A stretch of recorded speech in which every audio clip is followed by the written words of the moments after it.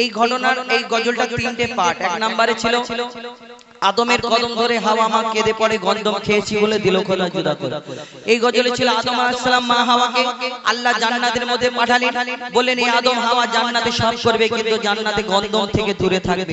কিন্তু এই গন্ধম থেকে দূরে থাকার কথা বলেন ইবলিস শয়তানের ধোঁকায় পড়ে সেদিন পিতা আদম মা হাওয়া গন্ধম খাবার কারণে আল্লাহ জান্নাতে পিতা আদম মা হাওয়াকে রাখলেন না। কি করলেন? দুনিয়ার মধ্যে পাঠালেন। কোথায়? পিতা আদমকে পাঠিয়েছিলেন শ্রীলঙ্কায়, মা হাওয়াকে পাঠিয়েছিলেন জেদ্দায়। এবং পিতা আদম 300 বছর সিজদা করেছিল, আল্লাহ ক্ষমা করলেন না। আবার সিজদা থেকে উঠলেন, আমার দয়ার নবীর নামের ওসিলাতে আবার সিজদা করার পরে আল্লাহ ক্ষমা করেছিলেন। আবার যখন ক্ষমা করার পরে তানাদের মিলন হয়েছিল কোথায়? আরাফাতের ময়দানে, হাজিরা যেখানে যায়। কিন্তু এই আরাফাতের ময়দানে যখন মিলন হলো তানাদের এক নম্বর পার্টে এটা ছিল, কিন্তু দ্বিতীয় নম্বর পার্টে হলো হাবিল কাবিল প্রশ্ন করে তানাদের জোড়া জোড়া বাচ্চা হয়েছিল যখন একসঙ্গে হলো। দুনিয়াতে তো আমাদের কারোর একটা করে বাচ্চা হয়, কারোর দুটো করে বাচ্চা হয়, কিন্তু তানাদের জোড়া জোড়া বাচ্চা হয়েছিল মা হাওয়া পিতা আদম। কিন্তু কেন? সেই সময় দুনিয়াতে আর কেউ ছিল না। আল্লাহ হুকুম দিল তোমার সন্তানদের ভাই বোনের বিয়ে দাও। হাবিলের বোনের সঙ্গে কাবিলের বিয়ে, কাবিলের বোনের সঙ্গে হাবিলের বিয়ে। এবার বাকি রয়ে গেল কাবিলের বোনটা ছিল সুন্দরী, হাবিলের বোনটা ছিল কালো মতো, দেখতে ভালো না। এবার কাবিল চিন্তা করছে আমি সুন্দরী বোনটা ওকে দিয়ে দেবো, আর আমার ওই আমি ওর কালো মতো বোনটা কেন আমি বিয়ে করব? আদম নবীকে বলে এটা হবে না। আদম আল্লাহকে বলে, আদম আলাইহিস সালাম আল্লাহকে বলে আল্লাহ কি হবে? আল্লাহ সেদিন বলে আদম তোমার সন্তানদের এই কুরবানি করার হুকুম দাও। যার কুরবানি আমরা জানি না ইব্রাহিম নবী প্রথম কুরবানি করেছিল, কিন্তু কোনদিন ভাবি ইব্রাহিম নবীকে যখন স্বপ্নে দেখালেন আল্লাহ কুরবানি করার জন্য তিনি উটকে জবাই করেছিলেন, উটের গলায় ছুরি চালিয়েছিল। আল্লাহ কি বলেছিল? তুমি ছুরি চালাও। এই ছুরি চালানোর কোথা থেকে এসেছিল? সর্বপ্রথম এই হাবিল কাবিল কুরবানি করেছিল। তো হাবিল কাবিল যখন কুরবানি করলো তখন হাবিলের কুরবানিটা আল্লাহ কবুল করলো। কিন্তু কি করে বুঝবে কুরবানি কবুল হচ্ছে? সেই সময় একটা নিয়ম ছিল যে আল্লাহর তরফ থেকে একটা আগুনের ঝলকা এসে যেই জিনিসটা কুরবানি হতো সেইটা কবুল হলে সেইটা পুড়ে ছাই হয়ে যেত, আল্লাহ কবুল করে নিত। এখন সেই যুগ নেই। আগের মতো যদি থাকতো দেখবেন কুরবানির দিন কত গরু এরকম আমাদের ওই এলাকায় পড়ে থাকতো। কেন? এখানে ভিতরে গন্ডগোল, শুধু আল্লাহু আকবার বলে চালিয়ে দিচ্ছি তো এই দুনিয়ায়। তো এই হাবিল কাবিল প্রশ্ন করে সেদিন হাবিলের কুরবানি কবুল হলো। কাবিল কি করলো? হাবিলকে খুন করে দিল। সে অনেক ঘটনা, এটা আলাদা। কিন্তু এই হাবিল কাবিল প্রশ্ন করে বলো তোমরা আমাদের বাপ মা, তোমরা আমাদের দুধ পান করিয়েছো, তোমরা আমাদের জন্ম দিয়েছো, তবে আমরা দুনিয়াতে এসেছি, কিন্তু তোমাদেরকে জন্ম দিয়েছি পিতা আদম মা হাওয়া, তানাদের তো বাপ মানে। কি উত্তর দেয় কবি ছন্দের মাধ্যমে লিখছে দেখো। হাবিল কাবিল প্রশ্ন করে হাওয়া আদমকে তোমরা মোদের বাপ মা, তোমাদের মা বাপকে। হাবিল কাবিল প্রশ্ন করে হাওয়া আদমকে তোমরা মোদের বাপ মা, তোমাদের মা বাপকে। বলো গো মোদের, বলো কি তাদের নাম ছিল? বলো গো মোদের, বলো কি তাদের নাম ছিল? মোদের দাদা দাদি নানা নানি আছে কোথায়? প্রশ্ন শুনে আদম হাওয়া হলো অবাক গো। হাবিল কাবিলকে তারা কি দেবে জবাব গো? দুজনে আল্লাহ বলে সিজদাতে যায় চলে, দুজনে আল্লাহ বলে সিজদাতে যায় চলে। বলে মাসুম ছেলে মোদের কাছে কি জানতে চায়? হাবিল কাবিল প্রশ্ন করে হাওয়া আদমকে তোমরা মোদের বাপ মা, তোমাদের মা বাপকে। পিতা আদম কি উত্তর দেয়? তারা তো বাপ মানে, কি উত্তর দেবে? কবি ছন্দের মাধ্যমে লিখছে দেখো।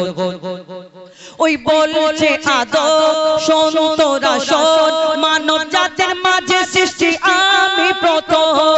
মোর পাজিরার ঘাড়ে খোদা হাওয়াকে গড়ে, আর গন্ধম খেলাম দুনিয়ায় এলাম জান্নাত ছেড়ে। মোদের কেউ জন্ম দেয়নি, মোরা মায়েরই দুধ খাইনি। মোদের কেউ জন্ম দেয়নি, মোরা মায়েরই দুধ খাইনি। পাইনি মোরা মা বাপের ভালোবাসা। মোদের নেই বাবা মোরা এতিম দুজনা। মা বাপ কি মোদের জানা হলো না? দুজনে এতিম মিসকিন, নেই মোদের মা বাপের। দুজনে এতিম এতিম মিসকিন নেই মোদের মা বাপের তাই মানব জাতির পিতা মাতা মোরা দুজনা হাবিল কাবিল প্রশ্ন করে হাওয়া আদমকে তোমরা মোদের বাপ মা তোমাদের মা বাপকে হাবিল কাবিল প্রশ্ন করে হাওয়া আদমকে তোমরা মোদের বাপ মা তোমাদের মা বাপকে আল্লাহ একদিন ফেরেশতাদের ডেকে বলে আমার ফেরেশতারা তোমরা দুনিয়ার জমিনে থেকে মাটি নিয়ে আসো আর আমি আদম সৃষ্টি করব যেদিন হুকুম দিল আল্লাহ ওই আদম সৃষ্টি করার জন্য মাটি নিয়ে আসার জন্য তিনটে ফেরেশতা আসলো তারা পারলো না শেষেতে আজরাইল আলাইহিস সালাম তিনি মাটি নিয়ে গেলেন আর যখন মাটি নিয়ে আসার কথা বলেছিলেন সেদিন আল্লাহকে ফেরেশতারা বলছে আল্লাহ তুমি তো এর আগে একটা জিন জাতকে সৃষ্টি করেছো আমাদের আগে আল্লাহ একটা জিন জাতকে সৃষ্টি করেছিল আল্লাহর নাফরমানি করত তারা আল্লাহর ইবাদত করেনি তাই আল্লাহ তাদের ধ্বংস করে দিতে বলল ফেরেশতারা ধ্বংস করে দিয়েছিল আল্লাহকে বলে আল্লাহ আমরা ফেরেশতা আমরা তো তোমার ইবাদত করি এতে তুমি সন্তুষ্ট না আর তুমি তো এর আগে একটা জিন জাত সৃষ্টি করলে তো সেই জিন জাত তোমার ইবাদত করলো না তোমার নাফরমানি করতে লাগলো তখন আল্লাহ সেদিন বলেছিল আমি যা জানি তোমরা তা জানো না তোমরা দুনিয়ার জমিন থেকে মাটি নিয়ে আসো তারপর কি হয় কবি ছন্দের মাধ্যমে লিখছে দেখো ওমর আল্লাহ যখন বলে গড়ব আদম ফেরেশতারা শুনে বাধা দিয়েছে তখন বলে ওগো আল্লাহ পাক তুমি গড়েছো জিনজাত উৎপাত করে তারা করে না ইবাদত কি হবে গড়ে আদম সে কি আর মোদের মতো কি হবে গড়ে আদম সে কি আর মোদের মতো কি জানি দেখতে কেমন তার রূপ চেহারা খোদা বলে আমি জানি তোমরা জানো না আদম সৃষ্টি করা আমার আসল বাসনা আদম সৃষ্টি করা আমার আসল বাসনা আমি যে গড়ব আদম সে মাখলুকে সর্বোত্তম আমি যে গড়ব আদম সে মাখলুকে সর্বোত্তম আমি নিজের সেরা সৃষ্টি দেখব আদম চেহারায় হাবিল কাবিল প্রশ্ন করে হাওয়া আদমকে তোমরা মোদের বাপ মা তোমাদের মা বাপকে আল্লাহ যখন আদম নবীর দেহটাকে সৃষ্টি করার পরে আবার ফেরেশতাদের ডাকে হে আমার ফেরেশতারা তোমরা এই মাটির আদমকে সিজদা করে নাও সেদিন সকল ফেরেশতারা সিজদা করে নিল একমাত্র একজন সিজদা করল না যার নাম হলো আজাজিল যাকে ফেরেশতাদের সর্দার বলা হতো কিন্তু এই আজাজিল কেন সিজদা করল না আজাজিলটা তাহলে আসলে কে আল্লাহ যে জিন জাতটাকে ধ্বংস করতে বলেছিল ওই জিন জাতের মধ্যে সবাই ধ্বংস হয়ে গিয়েছিল একমাত্র একটা বাচ্চা বেঁচে রয়ে গিয়েছিল এই বাচ্চাটা ইবাদত করতে করতে কম বেশি 6 লক্ষ বছর ধরে ইবাদত করার পরে যার নাম হলো আজাজিল যাকে ফেরেশতাদের সর্দার বলা হতো কিন্তু তার মনেতে অহংকার রয়ে গেল আমি জিন জাত আমি আগুনের সৃষ্টি আর আমি মাটির আদম মাটির পুতুলকে সিজদা করব এটা কেমন করে হয় আল্লাহ সেদিন তাকে আর আজাজিল ফেরেশতাদের সর্দার ডাকলো না কি করে দিল কবি ছন্দের মাধ্যমে লিখছে দেখো দিল আল্লাহ আওয়াজ শোনো শোনো সব গান দেখো আমার গড়া সৃষ্টির সেরা মাখলুকের তাজ এ মুর্শিদের আদম একে গড়েছি এমন সারা কায়নাতের জ্ঞান তার মাঝে যে গোপন আদমকে তোয়া করে নে তোরা সিজদা করে এই সুযোগ দিলে ছেড়ে পাবি অভিশাপ আজাজিল বলে আমি সিজদা দেব না আদমের থেকে আমি দামি খোদা কি জানে না সে শুনলো না খোদার কথা ঝুঁকলো না তার মাথা শুনলো না খোদার কথা ঝুঁকলো না তার মাথা সাথে সাথে আজাজিল শয়তান হয়ে যায় সাথে সাথে আজাজিল ইবলিশ হয়ে যায় হাবিল কাবিল প্রশ্ন করে হাওয়া আদমকে তোমরা মোদের বাপ মা তোমাদের মা বাপকে হাবিল কাবিল প্রশ্ন করে হাওয়া আদমকে তোমরা মোদের বাপ মা তোমাদের মা বাপকে শোনান চেষ্টা করলাম ঘটনামূলক গজল। জানি না আপনাদের কেমন লাগছে, ভালো লাগছে কিনা। আমাদের ওইদিকে অনুষ্ঠানে কি হয়, একটু ভালো লাগলে আওয়াজ দেয় মানুষ, কেউ আবার এই পিছন থেকে এসে বলে আমাদের যে এরকম ঠিক আছে বা এরকম ঠিক নেই বা অন্যরকম। আর আপনাদের উত্তর 24 পরগনা এলাকায় যত অনুষ্ঠান করি 1 বছর পরে বুঝতে পারি যে অনুষ্ঠানটা ভালো হয়েছিল কিনা। কেন বলতো 1 বছর পরে আবার ওই অনুষ্ঠান, ভাই এই অনুষ্ঠানটা এসেছিল না, আবার আসে, তখন বুঝতেন না তার মানে মানুষের ভালো লেগেছে, তবে আবার দাওয়াত করছে। তা আপনাদের এখানে যা বলি, ভালো বলি খারাপ বলি, ভালো লাগুক না লাগুক, যে একটা টাইম বাঁধা থাকে, আমি এই 1 ঘন্টা বসবো, চুপ করে বসে থাকবো। আর অনেক সময় তকবীর দেয়, অনেকজনা দেয় না, যাই হোক। আর জানি না আপনাদের ভালো লাগছে কিনা। আর আমরা আমাদের মতো কিছু গজল শোনালাম, এবার বাকি আপনাদের ব্যাপার। যদি আপনাদের বলেন ঘটনামূলক গজল, ডুয়েট কণ্ঠে, সিঙ্গেল কণ্ঠে, কবিতামূলক গজল অনেক রকম হয়, আপনারা যেমন বলবেন ইনশাআল্লাহ সেই রূপ আপনাদের সঙ্গে শোনানোর চেষ্টা করি। এখন পরবর্তী শিল্পী এমডি আবুল কালাম, তার কণ্ঠ থেকে শুনুন। আমি অনেকক্ষণ সময় নিলাম, তার কণ্ঠ থেকে শুনুন একটা দুটো গজল, তারপরে ইনশাআল্লাহ আমরা ডুয়েট কণ্ঠে, সিঙ্গেল কণ্ঠে আপনাদের সঙ্গে কিছু মূল্যবান গজল শোনানোর চেষ্টা করি ইনশাআল্লাহ।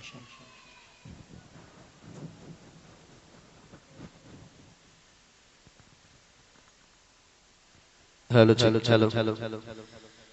যাই হোক, এতক্ষণ শুনলেন এমডি হুজাইফা, তার সুমধুর কণ্ঠ থেকে সুন্দর ফরমাইশি গজল। এতক্ষণ হামদে বারি তাআলা এবং নাত রাসূল এবং ঘটনামূলক গজল আপনারা শুনেছেন। এবার ছোট্ট করে একটি মাকে উদ্দেশ্য করে গজল আপনাদের সামনে পরিবেশন করে শোনাবো, যদি আপনারা মন দিয়ে শোনেন। গাইবো কি ভাই? কেন আল্লাহ পাক বলছেন, আমার পরে যদি আমি কাউকে সিজদা করার অনুমতি দিতাম, তাহলে আমি তোমার মায়ের কদমে সিজদা করতে বলতাম। মায়ের কত বড় সম্মান, মায়ের কত বড় মার্তাবা। আর সেই মাকে আমরা অনেকে আছি ভালোবাসি না, মাকে কদর করি না। যখন আমরা ছোট ছিলাম মাকে বলতাম, মা গো আমি বড় হয়ে তোমাকে নতুন নতুন শাড়ি কিনে দেব, আমি বড় হয়ে তোমাকে হজে নিয়ে যাব, আমি বড় হয়ে তোমাকে আজমির শরীফে নিয়ে যাব, বলি না? কিন্তু আমরা বড় হয়ে সব ভুলে যাই। মাকে মা বলতে কষ্ট হয়, মায়ের বয়স হয়ে গেছে। মা যদি বলে বাবা আমার তো শরীর খারাপ, একটু বাজার থেকে ওষুধ এনে দে না বাবা, তো মা তখন আর মা থাকে না, মা বুড়ি হয়ে যায়। বুড়ি চুপ করো। কিন্তু যে মা 10 মাস 10 দিন গর্ভে ধরে আমাদের কত কষ্ট করে জন্ম দিয়েছেন, যে মায়ের কোলে আমরা ছোটবেলায় পেশাব করে দিতাম, পায়খানা করে দিতাম, সেই মা যদি আমাদের উপরে বিরক্ত হয়ে যেত, তাহলে আমরা আর মানুষ হতে পারতাম না। তো যিনি গজলটি লিখেছেন কবি ইয়াসিন সাহেব, তার মা নেই, আমারও মা নেই। আমার ছোটবেলায় মা মারা গেছে, গত লকডাউনে আব্বাজিও মারা গেছেন। আপনারা দোয়া করবেন আল্লাহ পাক যেন জান্নাত নসিব করেন। তো মা হারানো কি যন্ত্রণা, মা হারানো কি বেদনা আপনাদের সামনে আমি তুলে ধরব। আমি অনুরোধ করব 5 থেকে 6 মিনিট সময় নেব, আপনারা এই গজলটি একটু মন দিয়ে শুনবেন, ওঠাউঠি করবেন না। হারিয়ে সেদিন আজ কাঁদছি নিশিদিন, হারিয়ে সেদিন আজ কাঁদছি নিশিদিন, ঝরছে পানি দুটি চোখেতে। হারিয়ে সেদিন আজ কাঁদছি নিশিদিন, ঝরছে পানি দুটি চোখেতে। আমার মায়ের চাঁদ মুখটা মনে পড়ে, আমার মায়ের চাঁদ মুখটা মনে পড়ে, আর বুকটা ফেটে যায় দুঃখেতে। হারিয়ে সেদিন আজ কাঁদছি নিশিদিন, ঝরছে পানি দুটি চোখেতে। আমার মায়ের চাঁদ মুখটা মনে পড়ে, আমার মায়ের চাঁদ মুখটা মনে পড়ে, আর বুকটা ফেটে যায় দুঃখেতে। হারিয়ে সেদিন আজ কাঁদছি নিশিদিন, হারিয়ে সেদিন আজ কাঁদছি নিশিদিন।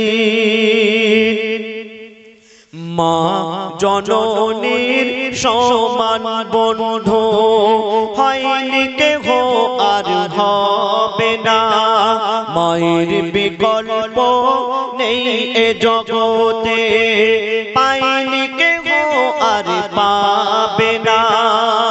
কেন? আপনার কাছে যতদিন ধন দৌলত টাকা পয়সা থাকবে, আপনার বন্ধু বান্ধব আত্মীয় স্বজন থাকবে, আর ধন দৌলত যদি না থাকে, টাকা পয়সা যদি না থাকে, কোনো আত্মীয় স্বজন কোনো বন্ধু বান্ধব কেউ থাকবে না, সব ছেড়ে চলে যাবে। কিন্তু আপনার মা আপনার ধন দৌলত টাকা পয়সা কিছুই দেখবে না, আপনাকে নিঃস্বার্থে সারা জীবন ভালোবেসে যাবে। এটাই হলো মা। তো বলছে শুনুন, মা জননীর সমান বন্ধু হয়নি কেহ আর হবে না, মায়ের বিকল্প নেই এ জগতে, পাইনি কেহ আর পাবে না। কেন?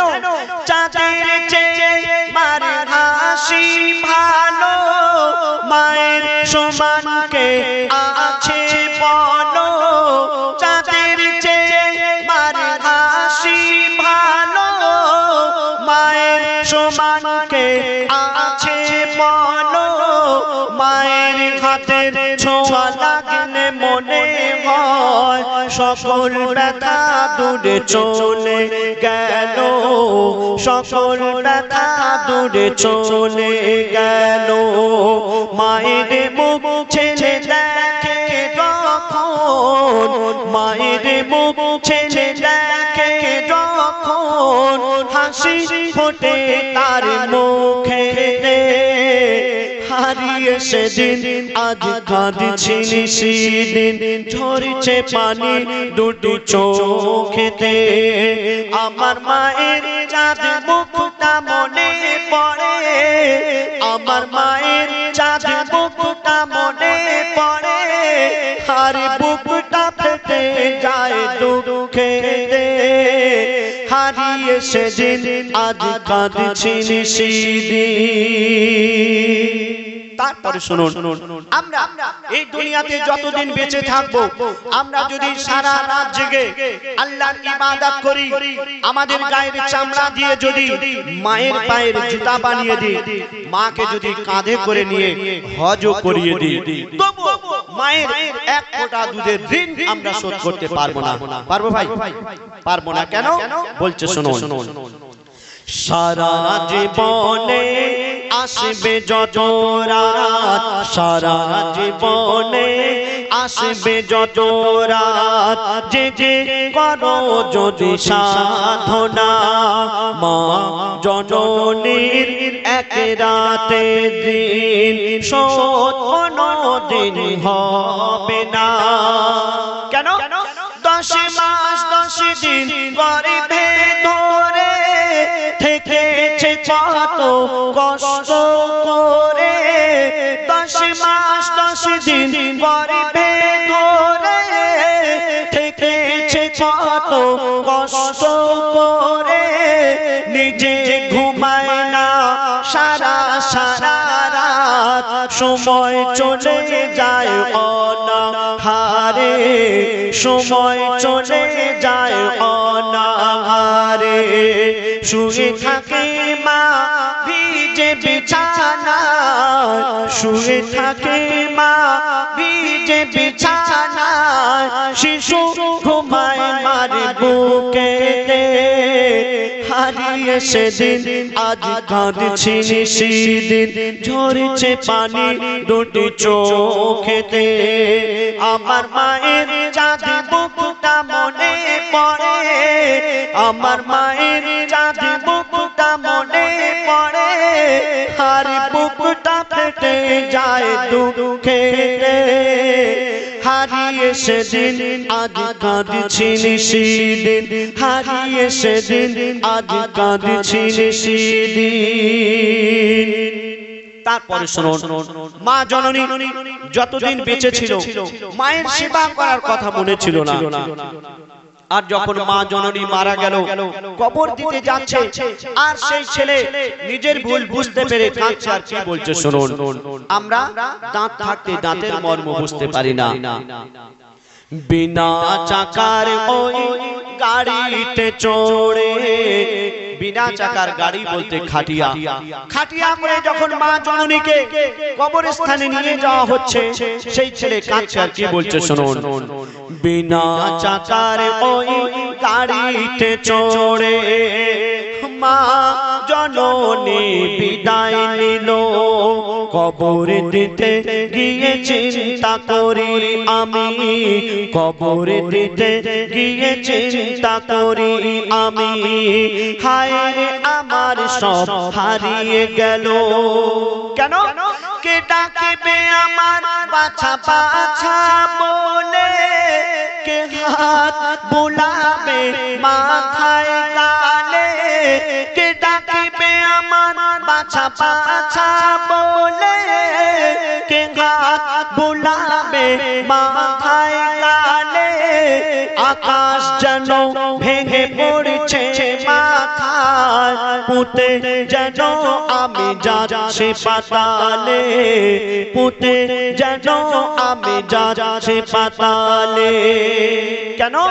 মোর গর্ভধারী নেই স্নেহের জননী, মোর গর্ভধারী নেই স্নেহের জননী, শুয়ে আছে ধুলাবালিতে, হারিয়ে সেদিন আজ কাঁদছি নিশিদিন, ঝরছে পানি দুটি চোখেতে, আমার মায়ের চাঁদ মুখটা মনে পড়ে, আমার মায়ের চাঁদ মুখটা মনে পড়ে, আর বুকটা ফেটে যায় দুঃখেতে, হারিয়ে সেদিন আজ কাঁদছি নিশিদিন, হারিয়ে সেদিন আজ কাঁদছি নিশিদিন। শুনলে মা হারানো কি যন্ত্রণা, মা হারানো কি বেদনা। আমি অনুরোধ করব জানাদের আব্বা মা বেঁচে আছে, আপনারা মা বাবাকে সেবা করবেন। হয়তো বয়স হয়ে গেছে, খেতে খাওয়াতে পারছে না, আপনার কাছে বোঝা মনে হচ্ছে, কিন্তু না, আপনি যে সুস্থ আছেন, আপনি যে ভালো আছেন, এটা আপনার আব্বা মায়ের দোয়া। আপনি মা বাবাকে সেবা করবেন, আপনি দুনিয়াতে ভালো থাকবেন, আখিরাতেও ভালো থাকবেন। মা বাবাকে যদি না ভালোবাসেন, সেবা করেন, এই জলসা দিয়ে নামাজ পড়ে রোজা রেখে কোনো লাভ হবে না, সব বেকার হয়ে যাবে। তাই মা বাবাকে সেবা করবেন, ভালোবাসবেন।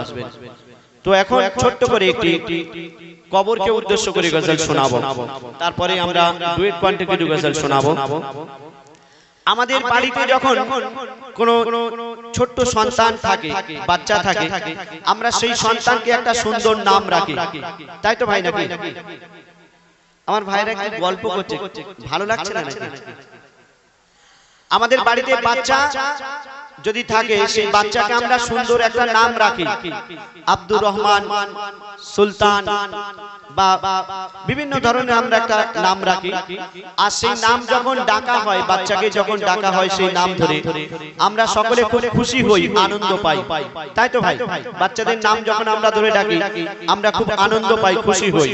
কিন্তু কবরের নাম যখন কবর রাখা হলো, ফেরেশতারা শুনে অবাক, এ আমার কেমন নাম? ফেরেশতারা আল্লাহর কাছে বলছে, কি বলছে? বলছে কবর আল্লাহ যখন রাখে আমার নাম, বলছে কবর আল্লাহ যখন রাখে আমার নাম, আমার নাম শুনে সবার বদন থেকে বেরোয় ঘাম, নাম শুনে সবার বদন থেকে বেরোয় ঘাম। বলছে কবর আল্লাহ যখন, বলছে কবর আল্লাহ যখন রাখে আমার নাম, বলছে কবর আল্লাহ যখন রাখে আমার নাম, আমার নাম শুনে সবার বদন থেকে বেরোয় ঘাম, নাম শুনে সবার বদন থেকে বেরোয় ঘাম। আমার কাদা দিয়ে বানাই খোদা, কবর বলছে আমার কাদা দিয়ে বানাই খোদা মাটির আদাম, কাদা দিয়ে বানাই খোদা মাটির আদাম, আমি আধা জান্নাত আর আধা জাহান্নাম, আমি আধা জান্নাত আর আধা জাহান্নাম। বলছে কবর আল্লাহ যখন, বলছে কবর আল্লাহ যখন রাখে আমার নাম, বলছে কবর আল্লাহ যখন রাখে আমার নাম, আমার নাম শুনে সবার বদন থেকে বেরোয় ঘাম, নাম শুনে সবার বদন থেকে বেরোয় ঘাম। কবর বলছে আমি এমনই একটি ঘর যে আমার ঘরে আসবে, সে যদি দুনিয়া থেকে ভালো কাজ করে আসে, আল্লাহর হুকুম নবীর তরিকা মতো চলে আসে, তাকে আমি অনেক খাতির যত্ন করব। আর দুনিয়াতে যদি পাপ করে তার জন্য আমি ভয়ঙ্কর হয়ে যাব। কবর বলছে আমি এমন বলবো ওই আধার আবার আলো, খারাপের পরে খারাপ আবার ভালোর পরে ভালো, খারাপের পরে খারাপ আবার ভালোর পরে ভালো। ওগো আমির ফকির বাদশাহ উজির যে মোর ঘরে এলো, যার কর্ম যেমন তেমন খাতির আমার কাছে পেলো, কর্ম যেমন তেমন খাতির আমার কাছে পেলো। আমি আমল দেখি ঈমান দেখি, কবর বলছে আমি আমল আর ঈমান দেখব। দুনিয়াতে তোমার অনেক ধন দৌলত ছিল, দুনিয়াতে তোমার 10টা লোক ভয় করত, আমিও সব কিছুই দেখব না। আমি তোমার আমল আর তোমার ঈমান যদি ঠিক থাকে তোমাকে আমি অনেক খাতির যত্ন করব। নচে বলছে দেখুন আমি আমল দেখি ঈমান দেখি, আমল দেখি ঈমান দেখি, দেখি না কারো নাম, আমল দেখি ঈমান দেখি, দেখি না কারো নাম, আমার নাম শুনে সবার বদন থেকে বেরোয় ঘাম, নাম শুনে সবার বদন থেকে বেরোয় ঘাম।